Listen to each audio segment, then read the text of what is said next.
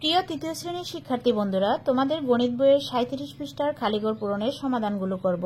এই ধরনের খালিঘর পূরণগুলো কিন্তু দ্বিতীয়, তৃতীয় এবং চতুর্থ শ্রেণীতে আছে। আশা করি ভিডিওটি দেখলে তোমরা সবাই উপকৃত হবে। প্রথমে একটি নিয়ম জেনে নিই। যদি সমান চিহ্নের পরে খালিঘর থাকে তাহলে যোগ থাকলে যোগ করব, বিয়োগ থাকলে বিয়োগ করব। অর্থাৎ সমান চিহ্নের পরে, এখানে কিন্তু সমান চিহ্নের পরে খালিঘর দেওয়া আছে আর অঙ্কটা বিয়োগ দেওয়া আছে, বিয়োগ চিহ্ন দেওয়া আছে, তাহলে অঙ্কটাকে আমাদের বিয়োগই করতে হবে। তাহলে আমরা বিয়োগ করে নিই। 9 আছে, 12 হবে 9, 10, 11, 12, 3 হলে হাতে আছে 1, 1 আছে 4 হবে 3 হলে। এবার আমরা বলেছিলাম যে সমান চিহ্নের পরে খালিঘর থাকলে বিয়োগ থাকলে বিয়োগই করতে হবে, যোগ থাকলে যোগই করতে হবে। এই অঙ্কটা যোগ আছে তাই আমরা যোগই করব। 4 আর 2 4 আর 2 যদি যোগ করি, 4 আর 2 6, 3 আর 5 যদি যোগ করি, 5 আর 3 যোগ করলে হবে 8। এবার আমরা দ্বিতীয় নম্বর রুলসটাতে আসি। দ্বিতীয় অবস্থানে যদি খালিঘর থাকে তাহলে যোগ থাকলে বিয়োগ করতে হবে এবং বিয়োগ চিহ্ন থাকলেও বিয়োগ করতে হবে।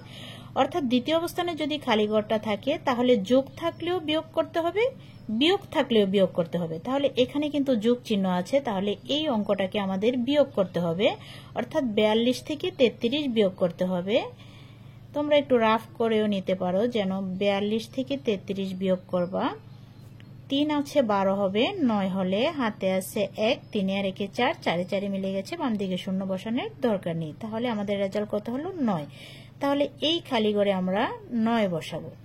এবার 55 বিয়োগ খালিঘর সমান 30। এবারও কিন্তু দ্বিতীয় অবস্থানে খালিঘরটা আছে। তাহলে আমরা বলেছিলাম যে দ্বিতীয় অবস্থানে যদি খালিঘর থাকে যোগ থাকলেও আমরা বিয়োগ করব এবং বিয়োগ থাকলেও বিয়োগ করব। তাহলে এটা কিন্তু বিয়োগ চিহ্ন দেওয়া আছে, তাহলে অঙ্কটাকে আমরা বিয়োগই করব। তাহলে আমরা লিখব 55 নিচে 30 লিখে বিয়োগ করব। 5 এর 5, 3 আছে 5 হবে 2 হলে। তাহলে এই খালিঘরে আমরা বসাবো 25। এখন তৃতীয় নাম্বার যে রুলসটা আছে, এখানে বলা হয়েছে যদি প্রথমে খালিঘর থাকে তাহলে যোগ থাকলে বিয়োগ এবং বিয়োগ থাকলে যোগ করতে হবে।